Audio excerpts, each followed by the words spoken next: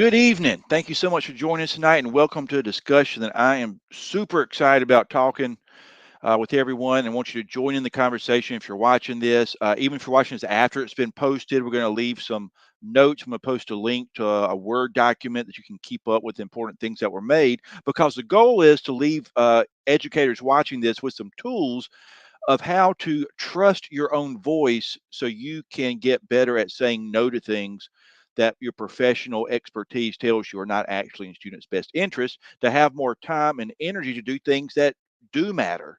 And speak up for yourself. And we're joined by an all-star team tonight. We're waiting on one individual who has not been able to log on yet due to technical difficulties. But we're going to go around and introduce ourselves to get started. I'm Pete Stone. I'm teacher in Chester, South Carolina. Taught for about 10 years, absolutely love it. I actually went to medical school for a few years and hated it, passed the board, got in medical school, and I said, screw this. Poet friend of mine from Chester, Vivian Ayers, wrote me a letter cussing me out saying, leave medical school, walk out like you walked in. I said, yes, ma'am. Gave me the courage to do it, and back to teaching. So I'm passionate about doing this. That's kind of my story. But let everyone go around. I'm not sure how the position on the screen, but CT Kirk, why don't you introduce yourself next, and we'll just go from there. Yes, sir. I'm CT Kirk. I teach in Lancaster County Schools. Been teaching now for 8 years. Teach sixth grade social studies. Like you, I love it. Love the opportunity to be able to help develop young minds. I'm also a pastor in my local city of Rock Hill, South Carolina, and I am an author of 3 books. So excited to be on tonight.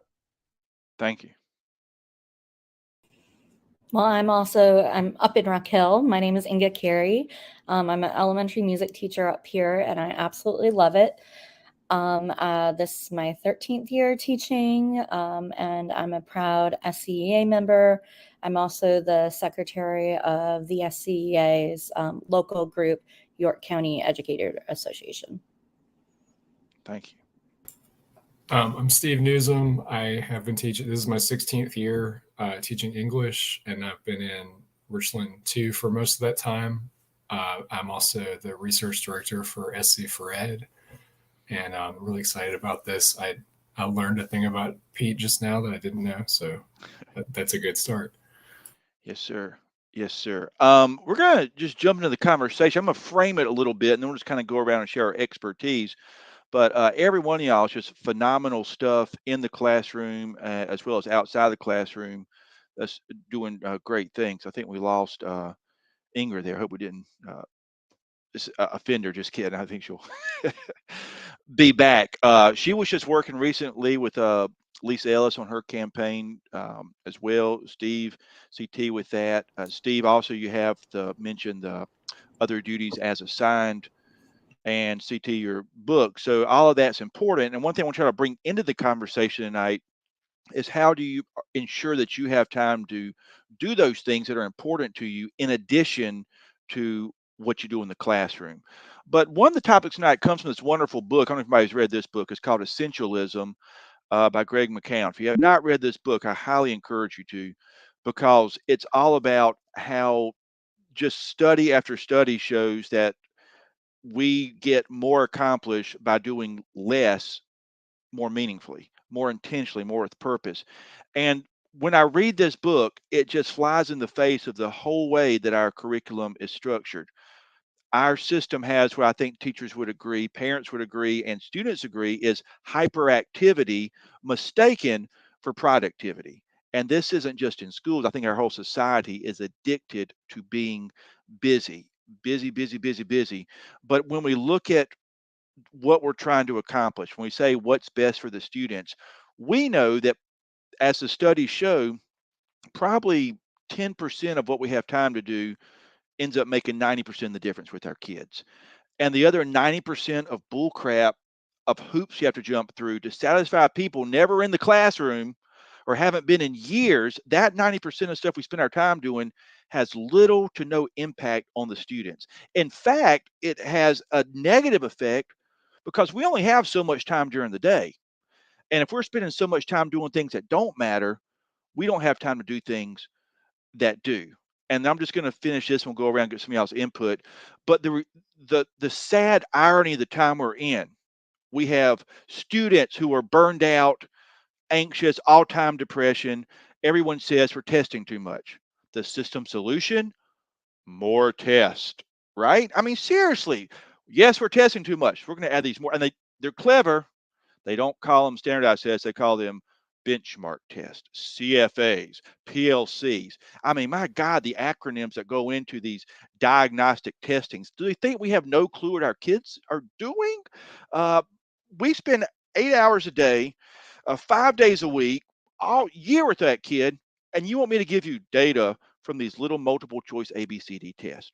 Now, the other ridiculous thing is teachers leaving at an all-time rate, teachers not coming to the professions, being burned out from doing too much.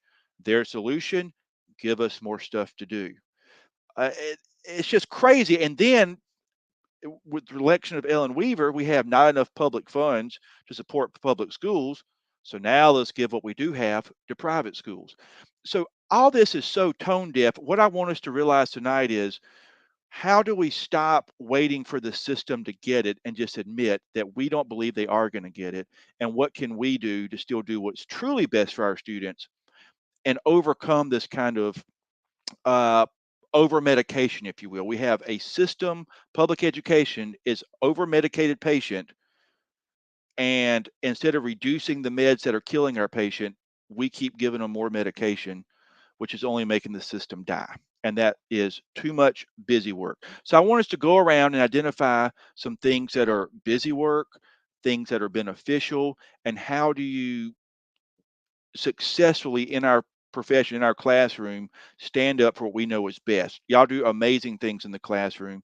I know Steve does other duties as assigned the blog. He can talk about some of those things. CT, if you haven't kept up with him on social media, you need to, because he's in costume frequently with his students. It's phenomenal to watch the things that he brings to the classroom, the energy he has with his kids. So bring that in. And oh my gosh, someone just talked about Read to Succeed. Wonder where that idea came from. Somebody who was in charge of the EOC. And let's go around and talk some about this, what you see as being the problem, and I want to talk about solutions of how you successfully stand up to push back, to say no to things we know don't matter.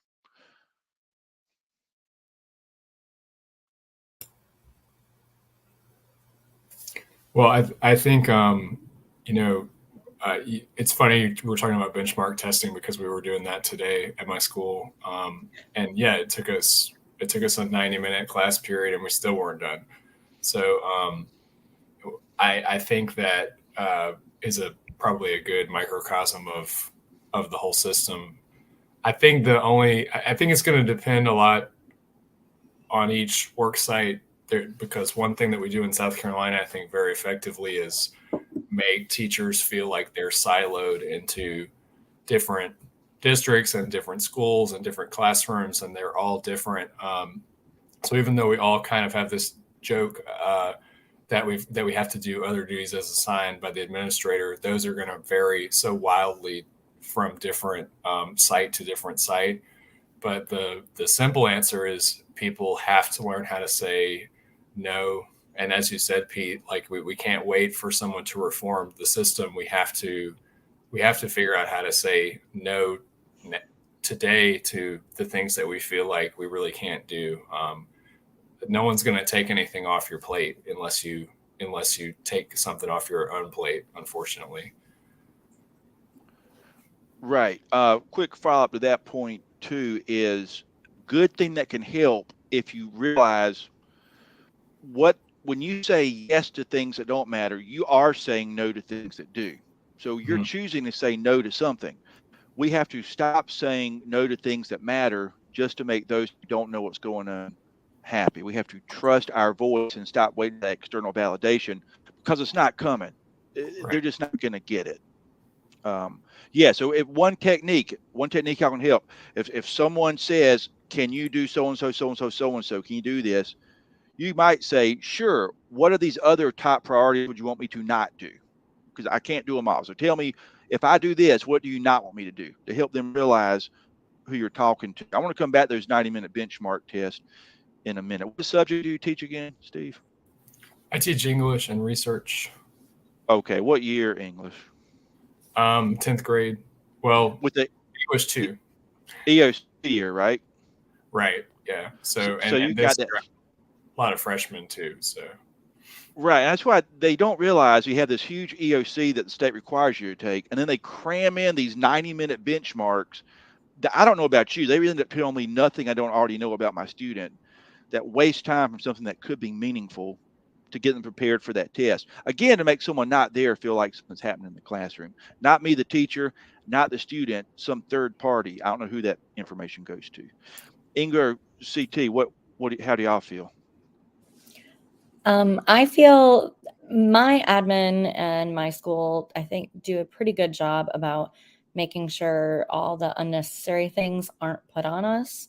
And if they do, they try to either do part of the work for us or help us out and kind of script what the district is looking for.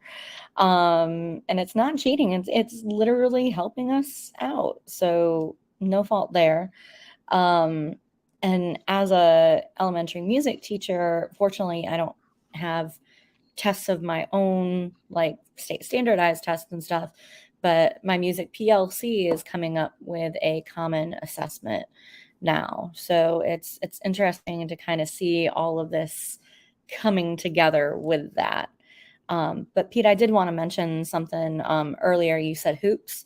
I actually wear, I don't know if y'all can see this, but it's Yeah. 3 hoops along intertwined with each other.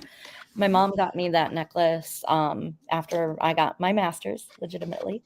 And because I had to jump through so many different hoops in my life. So jumping through hoops is one of the requirements that educators have to do that shouldn't be a requirement. Right. Right. I want to talk before this evening gets over, who comes up with those hoops we have to jump through and what could be pushed back on with that. CT, what's your experience? Well, I think first of all, it comes down to really prioritizing as the teacher. Yes, we know that the state and leaders are going to put hoops on us, but a lot of times we also put hoops on ourselves. It is us that is spending planning time and time at home trying to make the most excellent lesson without realizing sometimes we're teaching for our own self-esteem and not for the kids in betterment. I told my social studies department one time, if you're up there teaching for 15 minutes, you're just talking, then definitely the kids are not learning, because I don't know if I can sit through any lecture for 50 minutes and learn anything. So what I found was more beneficial was collaborating with the ELA teacher, finding out test questions, finding out where our kids are going wrong with the testing side of it. What words don't they know? In social studies, we do more ELA now than we do social studies, because nobody in life is going to ask you the dates, the places, or the names. They want to know if you know the meaning of the content. So teaching themes is very important for us. Understanding main ideas, understanding text features. These things help us so that benchmark don't become a scary thing for us, but we're already prepared. And so we're learning to move according to ahead of the schedule and not waiting on a test to scare us. Right now we're preparing for SC ready, and we don't even know test questions. But if I can get them to understand what summarize means, if I can get them to understand what explain means, if I can get them to understand the dialogue that's going to be used, getting them away from a lot of the what is and how is question and more of a academic language, I'm preparing my students more, and it's not as stressful as on me.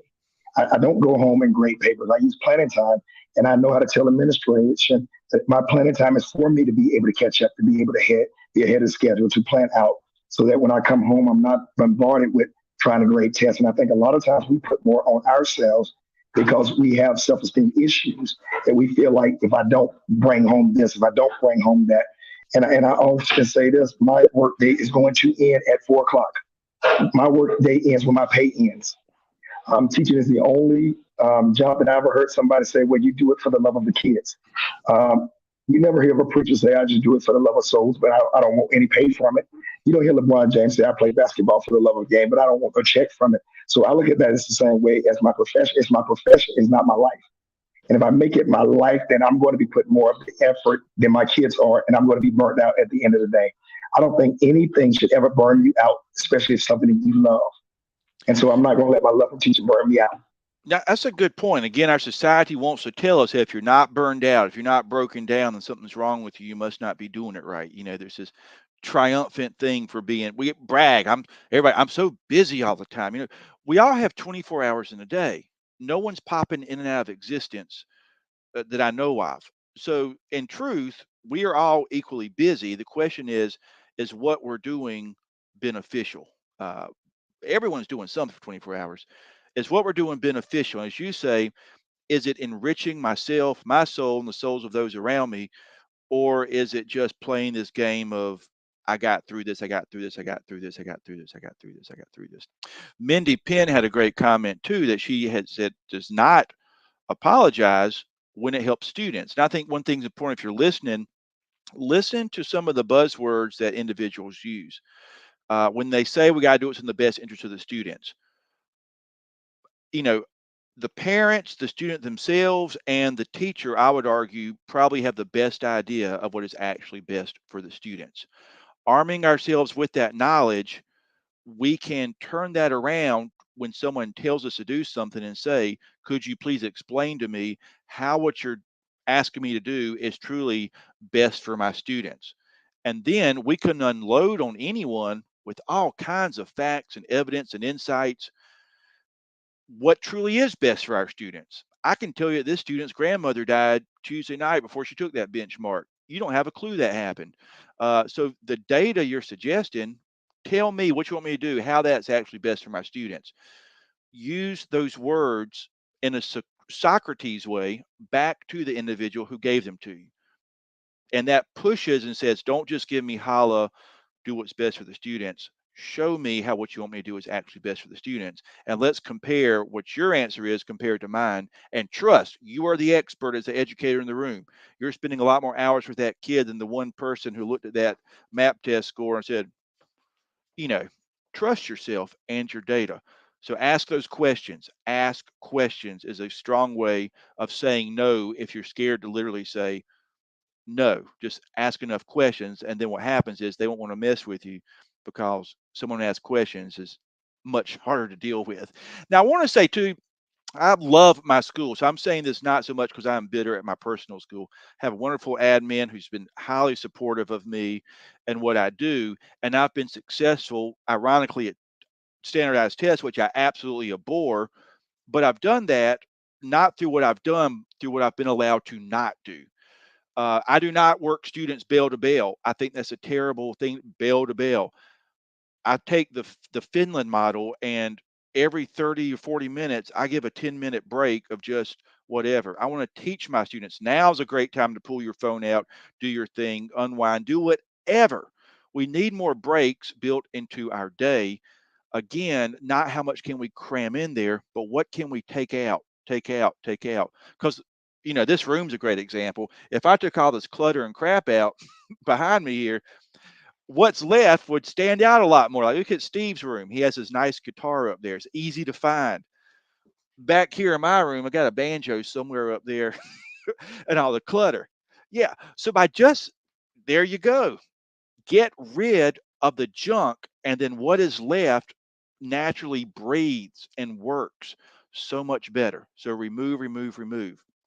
All right. So the next question as we move along here is I want to talk about a little bit, maybe it's not worth it a whole lot, but how do we get to this point of feeling a need to get so much ABCD stuff? Why is so much of our job, and even in music in elementary school, designed to getting uh, these these shared, what is it, PLC, these common formal assessments? This is something I think districts must have gone to some meeting somewhere and heard we need more common formal assessments so we're all on the same page at the same time. Do y'all think it's possible to differentiate what each student needs while at the same time standardizing everyone to be on the same schedule across the whole district? Would y'all speak to that point?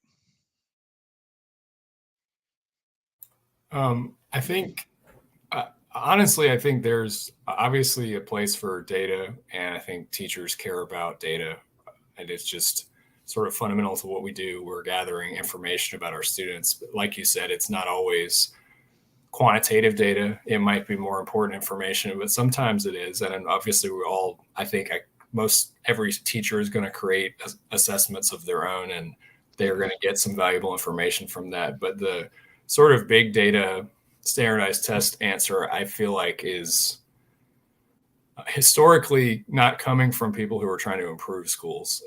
I think a lot of what we're in now goes back to very bad faith, like A Nation at Risk, which was a report that came out under the Reagan administration that was not ever intended to find out what was going on in schools. It was intended to confirm a pre-existing belief that public schools were failing, so that we could do the same thing that you mentioned earlier that we're doing in South Carolina right now, which is pour more money into private schools, put less resources into public schools because we could argue that they're failing. So a lot of our assessments, and I think districts, individual districts and superintendents and school boards in South Carolina really do mean well when they adopt these systems. And I'm not saying that no good information ever comes out of any of these things, and I don't think any school boards ever adopted a benchmark because they wanted to prove that their own district was not successful. But I do think that's where the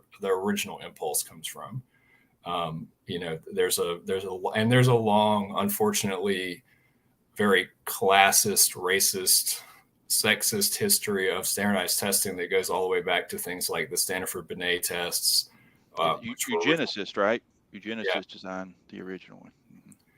Yeah, and I mean the military was the first to use those. It's a way of tracking people into different types of careers. It's something that that our society really has sort of unhealthy fixation with, the idea that we live in a merit-based culture, and that the way to find someone's merit is to test them, and that the way to test how well a teacher or a school is doing, that therefore would also be to test them.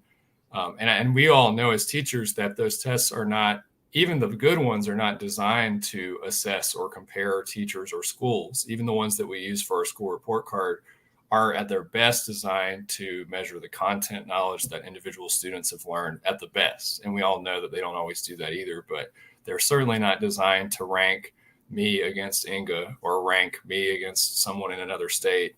They're designed to rank my students against themselves. How much better did they score on the standardized test than they did last year? There are problems with that too, obviously, but yeah, I think until we accept that a lot of our current accountability culture isn't really about accountability, I don't think we're going to be able to fix it.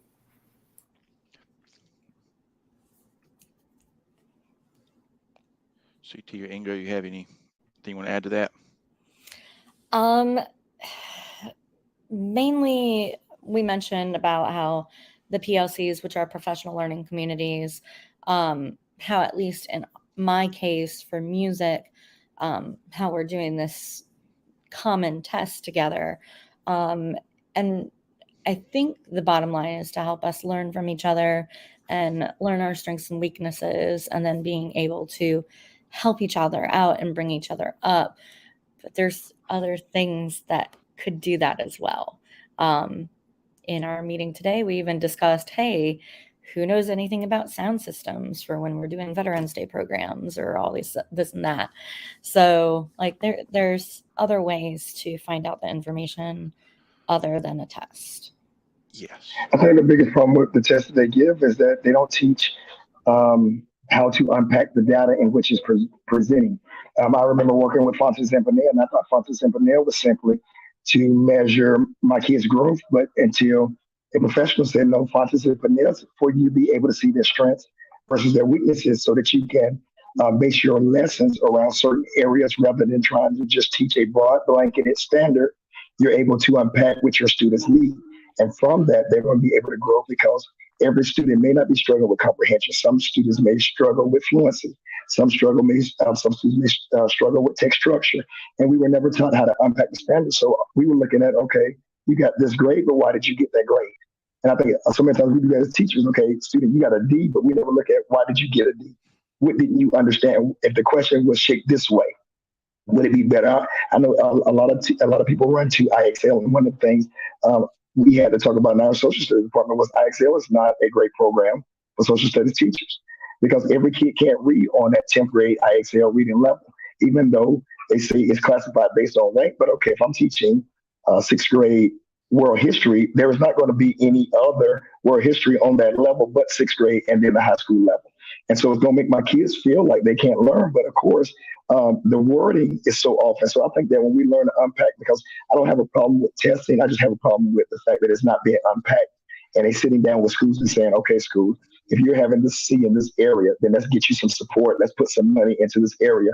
So maybe next time your school can get a B in this area rather than, like Steve said, just saying, okay, public schools are failing. Okay, what areas are y'all failing in? Okay, is this why you're getting this? And I think that that comes on, again, as he said, these tests are not designed to help us. They're designed to rank us. And South Carolina's been ranked in the 40s as long as I know. And so evidently we're not putting any money to fix that problem. Yeah, Ibram Kennedy, the author of Being Anti-Racist, is quoted saying that when we get this data back, it's a huge problem. And Steve's right. Data could be very valuable, but the data is always what's wrong with the student, what's wrong with the teacher, what's wrong. It's time we really start looking at what's wrong with the test. What's wrong with an ABCD test may not be the best way to understand a cognitive human being who was born from the earth into this world and this huge universe with all this crazy stuff going on and say, well, I think I'm going to do C today. That's not preparing us for the real world. So going back to the eugenicists that formed this for bias purposes to prove certain things about groups of individuals and people, let's just get away from ABCD testing. So yes, we testing data is good, but the problem is we're not questioning the sources of the test itself. We're just saying, oh, okay, I guess we learned this from the test. The other big thing, I'm sure I will agree, going back to the theme of tonight, was essentialism. We have so many of these tests that when the students actually sit down to take it, we're assuming this data is coming from a student who really, with diligence, took the test. But the problem is they ain't doing that. They're sleeping for 80 minutes of it and then clicking C through the rest of it. So I don't want to use my next 3 months analyzing data for someone who took 10 minutes to take a 50 question test and base my whole, curriculum around that. And part of it, we have so many tests. If we just got rid of all the ones that, heck, if we took half of them away and just which ones are really important, it would make such a difference because then that data, I think, would actually mean something. But for example, Steve, you're teaching, I teach 10th grade English as well. We have these benchmark tests, 48 question benchmarks for Mastery Connect. Kids know it doesn't count for anything. All right. Then you have the MAP test the next day.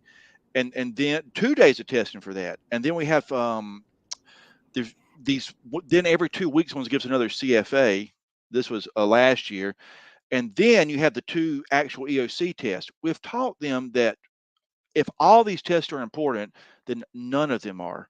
And then I think our scores suffer because then when they get to one that does matter, we've trained them to treat it like it doesn't. So if we could just eliminate, again, more of the stuff that does not matter, the stuff that does would automatically float.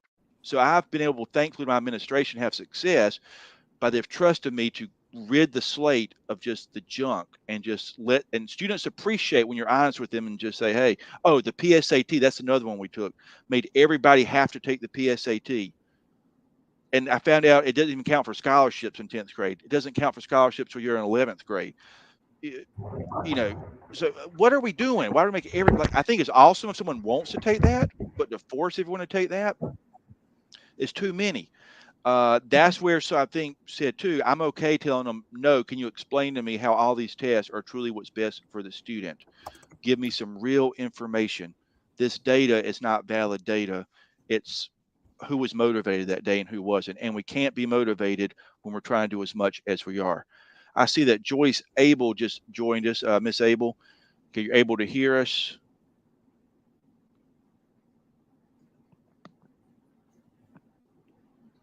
Okay, we'll let her come on camera. She made a wonderful comment on SC for Ed about a month or two ago. I reached out to her, asked her to be on this, and I enjoyed what she said. I'll let her introduce herself when she's ready, if she can hear us now. Ms. Abel. Wait till she chimes in. I think you'll have to unmute yourself, honey. All right, while we're waiting on that, I'm going to share my screen real quick to make a point here. that I think is important. Can y'all see my screen? Not yet. Okay. Can you see it now? Yay! Yes. Okay. This was in the book Essentials, a very simple illustration. I don't do a whole lot of PowerPoints, but this is a difference in techniques right here. And this one right here is currently what is happening to our students, what is happening to our teachers, and it makes us somewhat stressed out, frustrated. And I think CT Kirk said too. Our students start judging themselves based on failure, and when you're doing these many things, these many different directions, you're not setting yourself up to be successful in any of them. At best, you're going to be mediocre, but in reality, you're probably not going to become good at any of them. The difference is if instead of going so many different directions, you simply streamline what you're doing to head in one direction, then this is how people feel a greater sense of accomplishment. So this is our current situation in South Carolina education, uh, public education, and this is kind of what successful organizations do right here. Famously, and when you quote these other people who said stuff, you're never 100% sure if they said it or not. But Steve, can you stop sharing my screen now? The little button went away. There we go. Okay. Similar to that idea, can you streamline stuff to go in one direction? If you look at our own individual lives, look at our jobs as educators and our students, we're asking them to go in so many non-connected directions that you feel perpetually behind. And one of the greatest reasons for increased anxiety and depression is we all feel behind from the get-go. When Steve Jobs designed the iPhone, famously, they asked him what was the hardest part of designing the iPhone.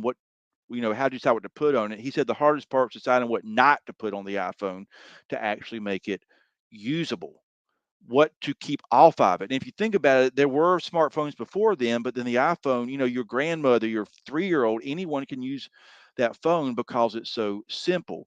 So why do we against this idea that being easy is somehow not good?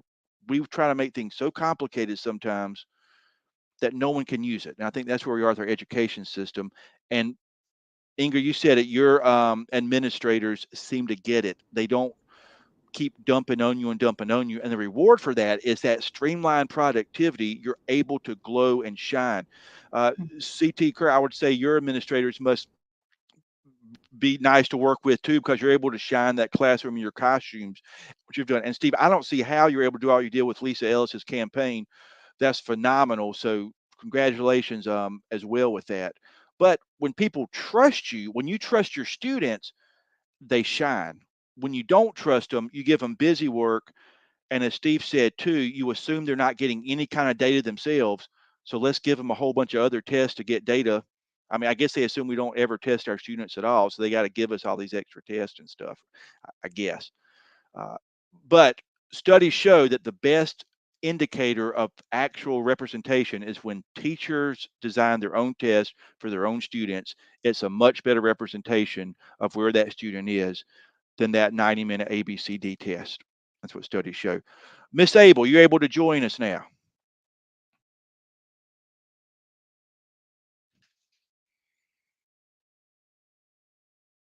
I think you're still on mute there. Hello, everyone. I'm sorry about the technical difficulty. When you get to be an experienced teacher, sometimes the technology doesn't work the way it should, but I was able to figure it out. Thank you for your patience. Um, what is it that you need me to say other than I'm sorry about the technology Well, if you could introduce yourself and if you could close out the Facebook on your computer, and that way we won't get that feedback coming in either.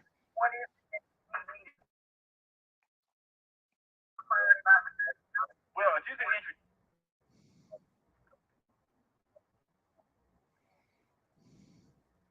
introduce. Okay. Can All you right. So hear me now? yes, ma'am. if you can just introduce yourself, where you teach, how long you've taught, and any other information that you would like to Okay, share what's about happening yourself. now? I am not a math teacher. I'm a science teacher. I have been a member of the education profession for, this is year 52. So I have seen a lot. I have done a lot. I started working in segregated schools. And that was a different experience as well. What I want that you don't out loud. You can say no simply by not doing what they ask you to do. Sometimes that's the best way to handle something instead of saying it out loud. If you just don't do it, a lot of times they don't pay attention to the fact that you haven't done it. But if you say it, then you are calling attention to yourself. So it's best not to call attention to yourself. Just don't do it. You made that point on a discussion we were having on SC for Ed message board a few weeks ago, and that's the exact reason I want you on here. I think that is probably the best advice for anyone listening on how to say no. Actions speak louder than words, and just not doing it, because she's right. You don't want to put a target on yourself sometimes and be made an example out of. And what I've realized is, speaking of asking too much and being non-essential, sometimes I don't even think that the system knows everything they're asking us to do. And they won't even notice that if she's saying we're not done it, because I don't even know what they've asked us. They really don't.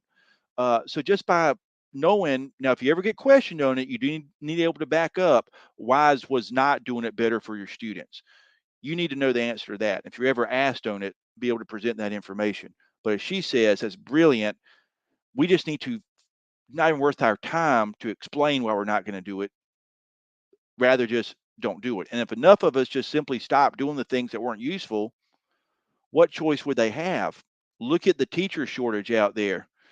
It's, are they going to come to our classes and teach for us?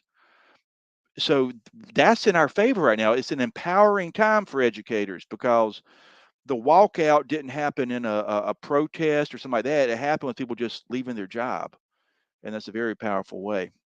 We'll come back some more of that later. Steve, if you could talk a little bit about speaking of this, your other duties as assigned, and that blog, and kind of your insights between that's currently in our contract and how to deal with that. Yeah, I think, and I absolutely agree with what Ms. Abel said, that when we're talking about saying no, it doesn't always have to be a conversation that we directly have, because, as you said, Pete, a lot of times there are so many people involved in the system who have asked us to do things, and they have often asked us to do those things, not necessarily because they needed to see them done, but because it was their job to ask. And in a lot of cases, I've found over the years that a lot of times a good administrator will have ways to, and this has been my experience, I've had a lot of great administrators who have had ways of doing what they needed to do and letting me do what I needed to do. And we kind of have an understanding of which of those things that came down from whichever entity above us was something that someone really needed us to do and which ones weren't. I think that a big problem in South Carolina is we have a very unusual teacher contract. To start with, it's completely non-negotiated, which is something that we need a stronger, sense of solidarity, not just with our teacher organizations, but it's something that we have to get together as individual teachers and push for, because we have a contract that says almost nothing about what our compensation will be, where we'll teach, what subject we'll teach is sometimes not even on the contract in a lot of districts. And we have that other duties as a sign language, which I think a lot of teachers think because it's in writing and they signed it is something that they legally have to follow, but there are obviously limits to that. federal law defines us as non-exempt employees, which exempt employees, which means it's a nice euphemism for we cannot get overtime even if we work overtime. They say that we're exempt from overtime, which is funny. I would associate exempt usually with being something that you don't want to do. We're allowed to work overtime. We're not allowed to be paid for it, but there are limits. And my understanding is that if someone is asking you to do something that is not related to your job as someone who teaches and supervises students, then they might be going outside of what that contract is protecting them from asking you to do for free. And I know that everybody's in a lot of the conditions that people are working in across the state vary so widely. So I would hate to say to somebody, you don't have to do that, because in reality, people don't always follow the rules. But I think as a profession, we need to start pushing back on this idea that we can be asked to do just anything. And I think although we've been trained not to want to talk about money or compensation, I think we need to start saying not only how is this good for the students, but if this is important enough for you to ask me to do, is it important enough for you to pay me for doing? And if it's not, then maybe that's something that the district or the state or whoever, it's usually the district that's been put in the position of having to ask for these things, maybe that's something that needs to be deprioritized if it's not important enough to pay for. I know that in my school, coverage for students, teachers who are out has been really, really huge the past 2 years. And I do think our district has listened to concerns of teachers, but I also think that means teachers had to really consistently voice concerns. And it's not a perfect system anymore, but teachers are being paid for covering some of those classes now, not all, but it's a big improvement over what we had before. And I think, like with a lot of what we're saying, it's not necessarily that there's an evil, anyone up there at the top. The board is not malicious. The superintendent's not malicious. The State Department is not malicious. But they don't know that this is a hardship unless you let them know that it's a hardship. So I do think we need to be aware of the fact that there has to be a limit on the other duties as a sign language. And I think we have to be aware that we won't get the things we need to stay in the profession, which is what we all want at the end of the day, for people to want to stay in the profession. We won't be able to create those conditions unless we ask for, push for, demand, whatever verb you want to use. The system's not going to figure it out. I think that's the theme of what everyone's saying tonight. The education system will not fix itself. And the only people that seem to know enough about it to fix it are teachers, parents, and other people who are intimately acquainted with that system. Students, obviously, too, have a huge role in that. Yeah. Anybody else want to chip in on that? The education system will be acquainted. With my school, I'm at elementary music, but at my prior school, I had after school choir, but I was never paid for it. In fact, a lot of times I had to use my own money to buy snacks for the kids because it was after school and whatnot. And even though it brought me great joy, I wasn't getting paid for it, and I didn't want that to kind of carry on to the other elementaries in the district. So after COVID and restrictions are lifted, I asked, okay, is there money for a stipend for this? If there isn't, I'm not going to provide it. And unfortunately, I can't have a chorus of my own at my school. We do the elementary honors choir at my school, which does have a stipend. So that hopefully will help set the precedent to help elementary music teachers at least.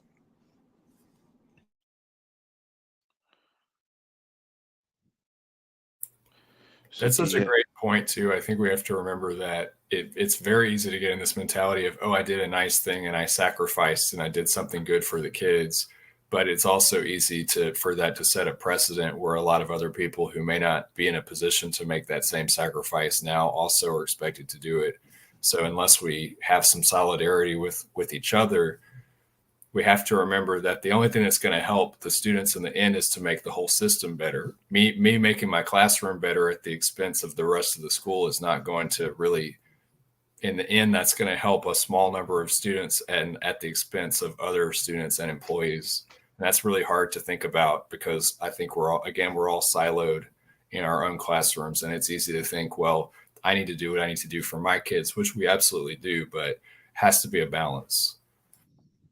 Yeah, and like you said, Steve, that mentality also creates where you're going to get more of a load put on you, because administration is going to make you feel like, well, I trust you, I know you can get it done, and so it kind of opens you up as a sitting target to be able to say, okay, yes, you can handle more work, and so your no is going to be more of a shocker than anything, because you're so used to doing it. So that was one of the things that I had to pull back from and saying, okay, what can one person do, or is that a failure on administration to correctly delegate other people to be able to do things, because people are never going to get to the point where they stop taking advantage of you. I wish there was a magic light bulb that somebody would say, you know what, I'm tired of taking advantage of that person and asking them to do everything. But I found out the more stuff that I was saying yes to, the more they wanted to put on me. And so it wasn't a burden no more for the school to be able to say, well, he'll do call writer duty by himself, and nobody else can help him until I was out. And then they was scrounging around trying to find somebody for me to quickly train to be in that position to be able to help, rather than saying, okay, you know what, he's been doing it so long by himself. Let's get him some help. Let's change some things around. I think that's where we fell into the trap so much, is because we make people think that bettering the kids mean not bettering ourselves or wearing ourselves out. There's nothing a burnt out, tired teacher can do but complain. And then we get into the point of matter where the job is no longer fun. We already know we're not going to be compensated for it, so it's never going to be you did it for the money. If that was the case, then the shortage would have been happening. But now it's going to be to the point that you're not even going to want to do it for the children anymore, because there's no finding any joy about it. I always say that to say, when I was doing community outreach a lot, I was the only one not enjoying the program. I was so busy trying to make sure that everything was going off without a hitch, and everybody else was having fun, that I didn't even have fun at the outreach or the event myself, until you pull back and say, you know what, I'm not expected to be Superman or Batman or any Marvel or DC character. I'm just a teacher, and my job at the end of the day has to be the best that I can be within the hours that I can be it. Because truth of the matter is, everybody's not going to put that same level of sacrifice that one teacher or two teachers may be able to do, and that you don't want to tire out yourself and then be going back to school complaining more than you're excited about it, because you're not helping anyone then. You're just busy, but you're not really being intentional. And I try to be more intentional than busy. I'm not one to grade 87 essays, but I can give you 3 questions that's meaningful, and I can judge and assess your ability to write and sentence structure and formulate an idea, because I know me. I know what I'm going to be able to do with the 2 hours of planner or an hour 30 planner. Like Steve said, if I got to cover another classroom, and I'm not going to tire myself out. LeBron ain't doing it. Denzel ain't doing it. Nobody else is doing it, and so I'm not going to do it either. Joyce, how's at your school? How have you been successful pushing back on things, or just communicating things, or not communicating to, as you were saying, just by not doing them? How has that opened up more opportunity for you to be intentional and focus on what you feel is most important? Your time is what's most important. One of the positive things about where I work is I'm rarely asked to cover a class, which is good. But even if you are asked to cover a class, they don't take your whole planning period. We have 97 minutes of planning, and they would split it between 2 teachers, which is respectful, in my opinion. And there have been times when I don't get asked often, and there have been times when I have been asked and I have said no. Or it's the kind of situation where if I have something to do, I don't go to that teacher's class. I have the students come to me, so I can continue to do what I need to do in my classroom. That's been the most important thing. A lot of it also depends on your administration. My administration appreciates the fact, if you're a good teacher, and you're doing what you're supposed to do. As a matter of fact, if you're doing above and beyond, which is what I do, um, then if I say no, it's not an issue because I'm not asked very often. So if I say no, it's not an issue. Um, but like I said, the main thing is not to call attention to yourself. That's the main thing. You can say no, but you don't have to say it out loud. You just don't do it. And they That's don't pay attention because, just like you were saying, nobody's going to come to your classroom. You know, we've been asked to add learning intention and outcome expectations to our lesson plans. hmm Okay, but a lesson plan is just that, a plan. The most important thing is what you do in your classroom. And so if you want to know what I'm doing, you don't read my lesson plan, you show up Amen. in my classroom. And they Amen. don't have time. Mm, But the that's- bottom line is when they come into my classroom, I'm teaching. mhm. Okay. I mean, and that's basically, and it's not about a plan because sometimes a a plan is just that, a plan. Mhm. Sometimes stuff happens and it's not planned. And so what's going to you have my lesson plan, and when you walk in, you don't see that in my plan. What are you going to do? Am I going to be in trouble because what you see is not what's in my lesson plan, or am I going to be praised because what I am doing is beneficial to the students? Which one is most important? So you have to pay attention, and as long as you're handling your business, you shouldn't have a problem. And we all know what handling our business is. We know our students better than anybody else.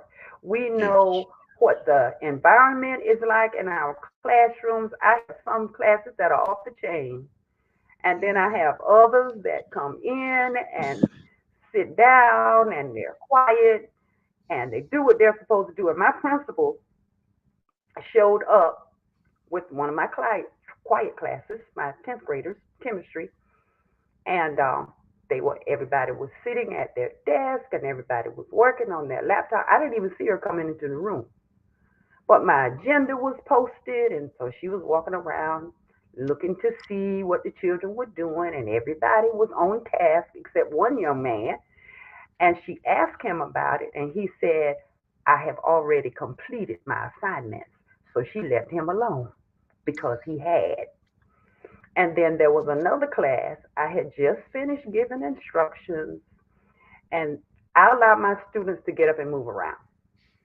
I don't believe in sitting down and not moving. I don't do that, so I don't believe in doing that. They can be themselves, but I'm going to be myself too. That's how that works. And one young man declared, I turned in the assignment. I said, but I don't see it. It was on Schoology. I said, I don't even see your name in the list. So he was searching. So another student walked up and said, she told us she might not be able to see it, so you have to be prepared to show it to her. And I said, thank you. And I looked at my principal and said, see, you give instructions and they don't listen. So she witnessed that. But one person had heard what I said. So it's all about the main thing is it's the relationship that you have with your students. Yes. Because there have been many, many times when an observer has come into my classroom. I didn't know the observer was in my classroom, but the children did. And if they care about you, they behave when there's an observer in the classroom. Truth. So that's why I'm still teaching because I have something to contribute. Yes, there are days when I am very, very frustrated, but it's not because of my kids. That's not it. It's the other stuff. hmm It's the other duties as assigned. It's the other expectations. And I will say this now, I've had a conversation with my administrator, my principal, about how the district office tells them what to do, and then they tell us what to do. And she understood that. She understood that. She said, "Oh, do you mean that we get told what to do and then we pass it on to you?" I said, "Yeah, that's exactly what I'm talking about." So they understand. They understand. But like I said, it's all about how you respond to it. It's all about that. And you choose your battles. You choose your battles wisely. You don't run around screaming and yelling and announcing to everybody, "I'm not going to." You don't do that Yeah. because you're calling attention to yourself. Mhm. If you're quiet about it, you can probably get away with it. You know what I mean?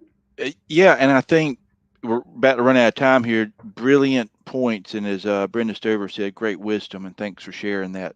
Summed up so wonderful what we've been talking about this evening. Those directives that usually lead to other duties assigned, the busy work that gets in the way of what is essential, the relationship with the students, so much of it comes from the top down in education, very distant from the Mm-hmm. classroom. As I pointed Mm-hmm. out, it's not necessarily, mustache twirling evil villains somewhere coming up with diabolical things. It's just people who've been removed from the classroom for so long that they don't really know what's happening. So by flipping that Yep. system, where this my best advice I get my best is from my students. Way, but I have wonderful administrators, but I learn best what I need to do better from my students. That's where I get my most input from. And then if I pass that to Mm-hmm. my administrators pass that to the district office, and they pass that to politicians. I feel like that's the way the system should work to get what's essential, but it's just the opposite, as you said. It comes from the top down, and for too long, teachers have just been making it work because we're guilted into, well, we care. I know you'll do it for the students, but as CT pointed out, we need to speak up and say yes, but what's best for the teacher, their teacher, just like what's best for the doctor is going to be what's best for that patient, because we are the ones giving the service to these students.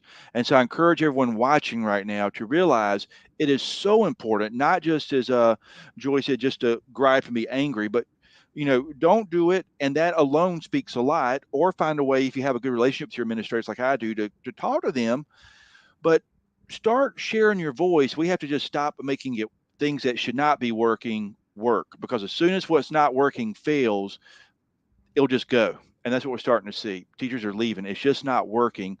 Good. Let the stuff that's not working die, so that now we can build back something that truly is better.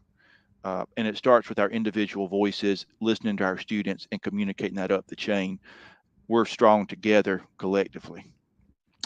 Anybody else want to share real quick in our last minute what you feel is one thing you think is most important, most essential in your profession,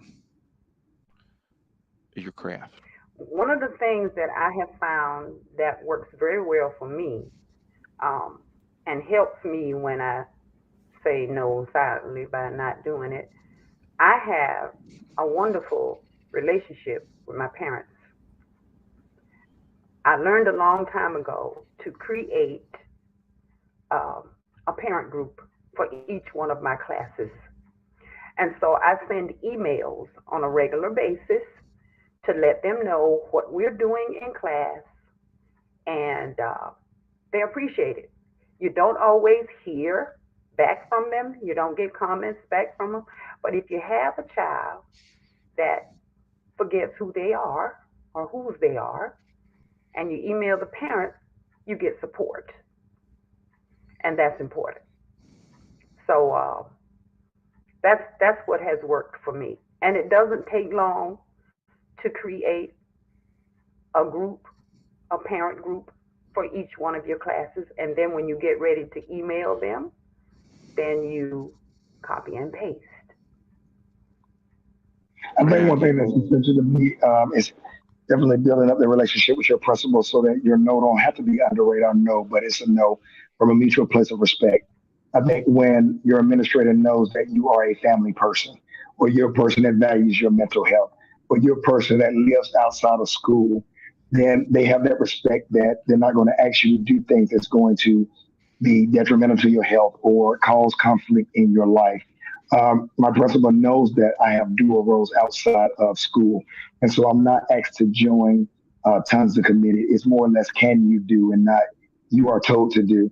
And I think that comes with respecting leadership and open communication and that's afraid of administration or afraid of school board or afraid of parents. I want to be an educator that shows, and I think a lot of that comes from the way that you teach.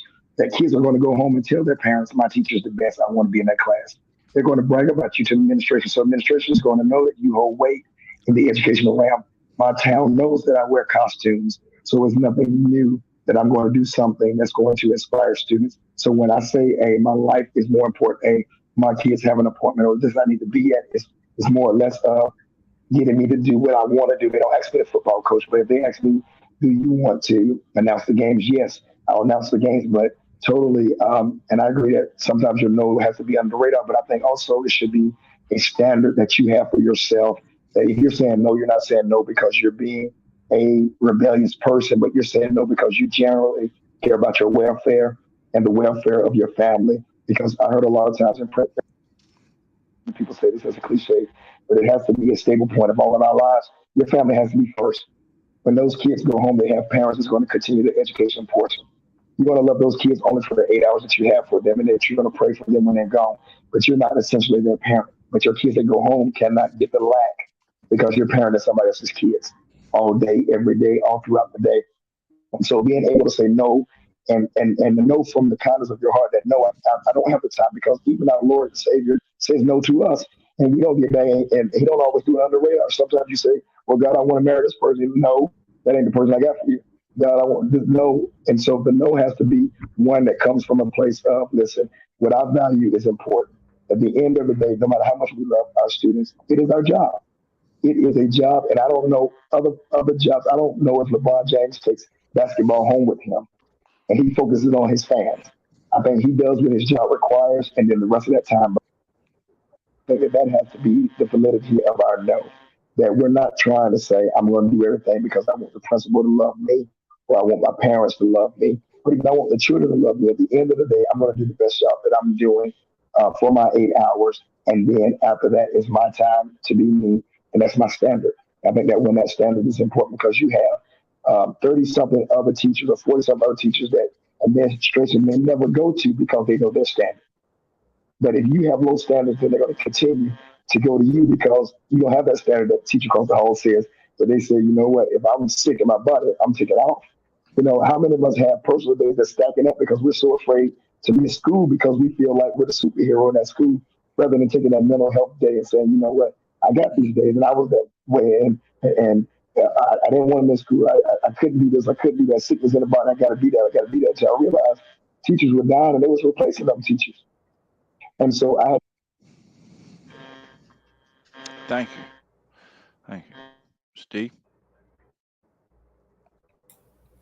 Yeah, I think all of that, I agree. And I think I think what we were talking about, this tension between kind of flying under the radar and being able to do it more vocally, it depends on your school environment. You know, some of us can be more vocal than others. And I think like with any other kind of advocacy, I think each teacher has to look at themselves and say, like, am I in a position where I can afford to actually maybe speak on behalf of some other people or not? Because early in my career, I wasn't in that position. I have a great administration now who values my opinion, and I've worked on that relationship with them for a really long time.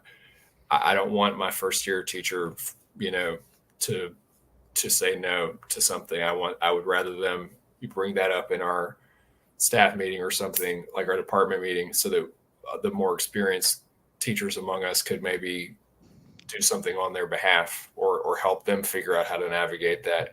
But I think the key thing is that we need to figure out ways to build more community so that we can have each other's backs, so that we don't feel like we're putting ourselves out alone saying yes or no to something, not based on what we want to do or need to do, but we need to have the feeling that someone is, you know, with us on that. And that those kind of communities take a long time to build sometimes, especially if I've been in school environments that weren't as welcoming to that. And it was very difficult to find that common cause with other teachers because everybody was afraid. So I hope that I've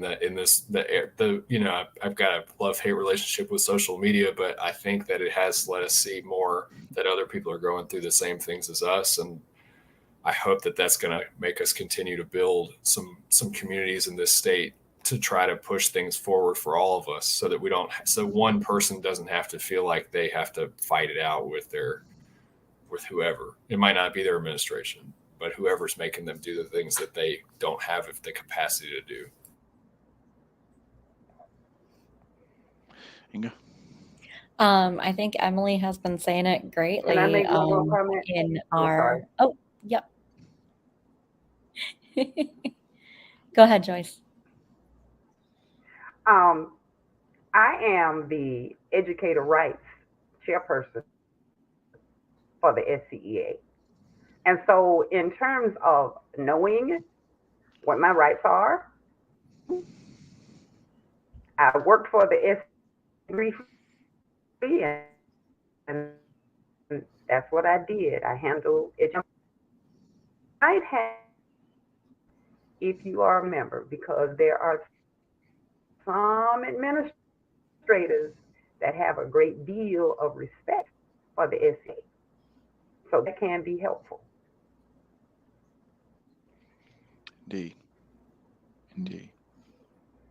Yeah. So, like as Steve was saying, for social media, it's been great to find our communities. But with the SCEA, that's where I think you'll really have the best community and the best chance of making a change. Yes, I think we're about out of time here. But just to finish up, absolutely. SCEA, SC for Ed's been huge these past few years too, getting that momentum and energy as well. And as Joyce said, being a member of the SCEA, when you have that and you say no or push back, someone comes at you, there is a respect when someone sees you're part of the organization. They say, oh, okay. You have support, you have connection, as saying right here, that we can, there's that strength. And I just want to close with reminding everyone that same thing I tell my students, trust that each of you is a divine miracle beyond comprehension. And when you say no, when you stand up, when you shine, when you share what you have to share, you don't have to. I mean, if you're upset and angry, that's fine. That saying, what we resist persists. There's something to, I know my truth. I'm going to share my truth. I'm going to speak my truth, and it is my truth. And trust that truth that you have to share. And even if it gets pushed back initially, just stay with your truth. Stick with your truth and share your truth, connect other truths. I love what Steve said too, of helping others in that situation. And we are in an empowered time right now simply because people silently saying no and quietly quitting is a major thing right now. And we have power by sharing our truth. Trust yourself. If you're listening right now, I just want to say, trust yourself. And instead of making things that should not be working continue to work, say no, just be silent, don't do it. And that's going to be it. And I really would encourage you, if you're not a member of SCEA, if you're not active on SC for Ed, to really look at those things. That's where we join together. And I hope you have enjoyed this conversation tonight. Thank you for watching. Thank you for joining. We'll have follow up to it. Check out CT Kirk on Amazon to buy his books on Amazon as well. Type his name in. I do encourage y'all to buy Essentialism. It's a wonderful book about helping you identify what is most important by getting rid of what is not important. And I would also encourage you doing this through the SCA to join the SCA. The whole team is kicking butt right now and taking names. We are empowered. We are motivated. Thank you, Lisa Ellis, for running for State Superintendent of Education. It has us moving in a positive direction. And close with the SCA saying of your voice, our strength, their future. So thank you so much for watching. Does anyone have anything you want to add here to sign off with? Okay. Y'all have a blessed evening. Thank you all for joining us.